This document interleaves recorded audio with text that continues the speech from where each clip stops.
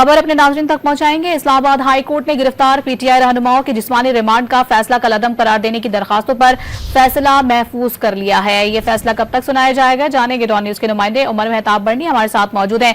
उमर, क्या तफसीलात हैं इस हवाले से?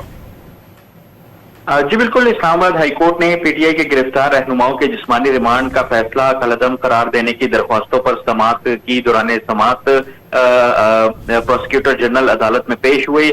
दौरान समाअत चीफ जस्टिस आमिर फारूक की जानिब से रिमार्क्स दिए गए कि मैंने देखा है जिस्मानी रिमांड के तमाम ऑर्डर्स एक जैसे ही हैं। स्टेट को जवाब देने दें कि ऐसा क्या हो गया कि 8-8 रोज का जिस्मानी रिमांड दिया गया। ये तो ऐसा अमल है जिसकी कोई मिसाल ना मिलती हो।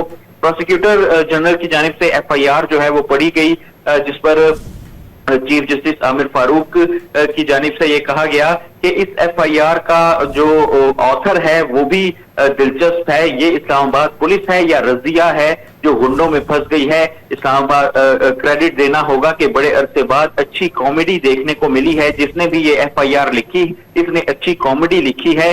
चीफ जस्टिस आमिर फारूक ने इस्तफसार किया कि शोएब शाहीन पर पिस्तौल डाल दी। शोएब शाहीन को मैं नहीं जानता। गोहर खान का कह रहे हैं कि पिस्तौल निकाल ली। गोहर को आप और मैं नहीं जानते क्या? कॉमेडी आपने पढ़ ली, अब इनसे क्या बरामद करना है? प्रोसिक्यूटर जनरल इस्लामाबाद की जानिब से मौक़िफ़ अपनाया गया कि शोएब शाहीन से डंडा बरामद हो गया है, जिस पर चीफ जस्टिस आमिर फारूक की जानिब से जो है वो उनकी बेसाख्ता हंसी जो है वो कमरा अदालत में निकल गई।